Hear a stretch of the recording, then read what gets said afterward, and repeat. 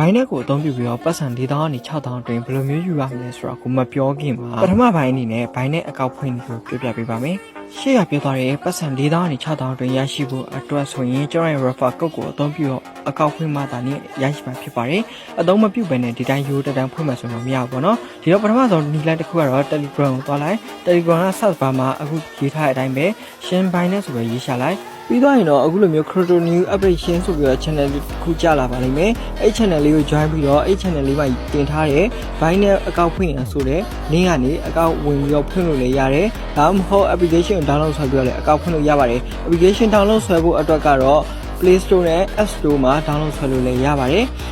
်တကယ်လို့ဒီအဆင်မပြေဘူးဆိုရင်တော့ဒီအခုပေးထားတဲ့ဒီ app down ရဆိုတဲ့ link ကနေလည်းအကောင့်ဒီ download ဆွဲပြီးအကောင့်ဖွင့်လို့ရပါတယ်ပေါ့နော်ဒီတော့ဒီအကောက်ဖွင့်တဲ့နေရာကိုသွားပါမယ်အကောက်ဖွင့်ဖို့ဆိုရင်တော့ကိုယ့်ရဲ့ဒီ Gmail ကိုအသုံးပြုဖို့လိုပါတယ်ကိုယ့်ရဲ့ Gmail ကိုအသုံးပြုမှဒါလေးပို့ပြီးတော့အဆင်ပြေပါလိမ့်မယ်ပေါ့နော်ဒီတော့ကိုယ့်ရဲ့ Gmail လေးကိုဒီနေရာမှာဖြည့်ပေးလိုက်ဖြည့်ပြီးတော့အမှန်ချစ်ပြီး content ကိုနှိပ်ပေးလိုက်ပါပြီးတော့ရင်တော့အခုကိုယ့်ရဲ့ Gmail တဲ့ကိုကောက်6လုံးကြာလာပါလိမ့်မယ်အဲ့ဒီကောက်6လုံးကိုတော့ Gmail ထဲမှာသွားယူပြီးတော့ဖြည့်ပေးလိုက်ပါပြီးတော့ရင်တော့ password ထည့်ရမယ့်နေရာရောက်ပါပြီ password ထည့်ရမယ့်နေရာရောက်တဲ့အခါမှာဆိုတော့အခုနမူနာပြပေးထားတဲ့အတိုင်းပဲ password ကိုထည့်ပေးရပါမယ်အရှိစလုံးကအကြည့်ထားရမယ်ပြီးတော့သင်္ကေတတစ်ခုထည့်ပြီးတော့ကဏ္ဍလေးထည့်ပေးရပါမယ်ပြီးတော့ရင်တော့ဒီနေရာရောက်တဲ့အခါမှာ application ကဖွင့်တဲ့လူတွေဆိုရင်တော့ yes ကိုရွေးပေးပါ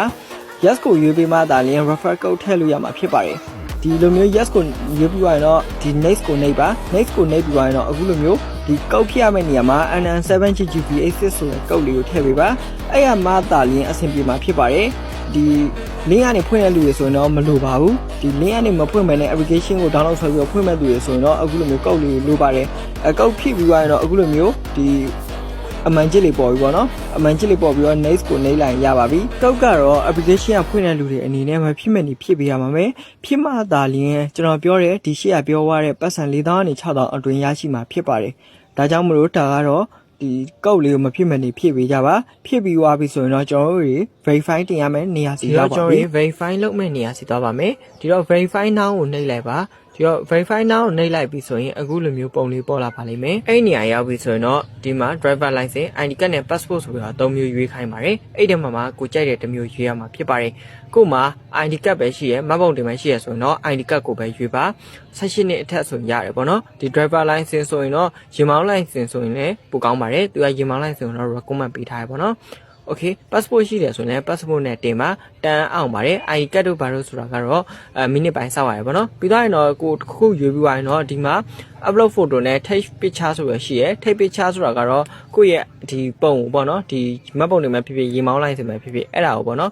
တခါလေးရိုက်ပြကြတာဒီ upload photo ကြတော့ရိုက်ပြီးသားကိုတင်ပေးရတာပါပြီးတော့ content ကိုနှိပ်ပြီးတော့မျက်နှာ scan ဖတ်ပြရပါတယ်မျက်နှာ scan ဖတ်တဲ့အခါမှာမျက်နှာအောင်ဖွင့်ပိတ်လောက်တာရဲ့ခေါင်းငုပ်တာရဲ့ခေါင်းပဲညာလှည့်ပြီးတာရဲ့ဒါမျိုးတွေကိုလောက်ရပါတယ်ဒါကတော့ရိုက်လို့မရတာဖြစ်တဲ့အတွက် screenshot အနေနဲ့ကျွန်တော်အနေနဲ့ပါမလာဘူးပေါ့နော်ပြီးတော့ရင်တော့အခုလိုမျိုးနေရာရောက်လာမယ်ဒီ confirm information နေရာမှာဆိုရင်တော့ဒီပထမဆုံးနာမည်ထည့်ပေးရပါမယ်မှတ်ပုံတင်မဲ့ဖြစ်ဖြစ်ရေးမောင်းလိုက်စင်မဲ့ဖြစ်ဖြစ်နာမည်ထည့်ပေးရမှာပေါ့နော်ဒီ first name နဲ့ last name မှာပဲထည့်ပေးပါပြီးတော့ရင်တော့ကိုယ့်ရဲ့ဒီ best of day ဆိုတဲ့နေရာမှာတော့ပထမဆုံးကခုနှစ်ထည့်ပေးရမယ်မွေးသက်ကြွေပေါ့နော်ဒုတိယကတော့လ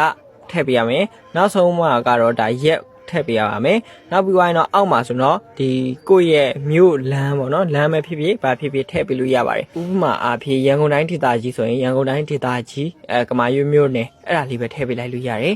CD မှာဆိုတော့ရန်ကုန်ပဲထည့်ပေးပါအဲ့လိုမျိုးပဲရပါတယ် poster ကုတ်မှာကတော့မထည့်လည်းဖြစ်ပါတယ်ထည့်ချင်တယ်ဆိုတော့ဒီ Chrome မှာသွားရှာပြီးတော့ထည့်ရမှာဖြစ်ပါတယ်ထည့်ပြီးသွားရင်တော့ဒီအောက်က confine ကိုနှိပ်လိုက်မယ်ဆိုရင်ဒီ15မိနစ်နိုင်ဝယ်စောက်ခိုင်းလိုက်ပါလိမ့်မယ်စောက်ပြီးသွားရင်တော့အခုလိုမျိုးလေး verify လေးပေါ်လာပြီဆိုတော့ဒါကိုယ့်ရဲ့အကောက်ကအောင်သွားပါပြီမအောင်မဲနဲ့ face ပဲပြနေရဆိုရင်တော့အခုကျွန်တော်ရဲ့ Telegram မှာလာပြီးတော့မေးပေးပါကျွန်တော်အနေနဲ့ပြန်ပြီးတော့ဖြည့်ပေးပါမယ်အောင်ပြန်ပြီးတော့လုပ်ပေးမယ်ပေါ့နော်ဒီတော့အကောက်ဖောက်တာအောင်သွားတဲ့လူတွေအနေနဲ့ဆိုရင်တော့ဒီစုငွေအနေနဲ့4000ကနေ6000ဝန်းကျင်ရရှိဖို့ကတော့သိချသွားပါပြီဂျားထဲမှာတော့အဲ့လိုမျိုးဒီ4000ကနေ6000ရအောင်အတွက်လှုပ်ဆောင်ရမယ်အချက်လေးတွေနည်းနည်းတော့လိုပါသေးတယ်ဒါတော့အပိုင်းနှစ်မှာကျွန်တော်အနေနဲ့တင်ပြပေးသွားပါမယ်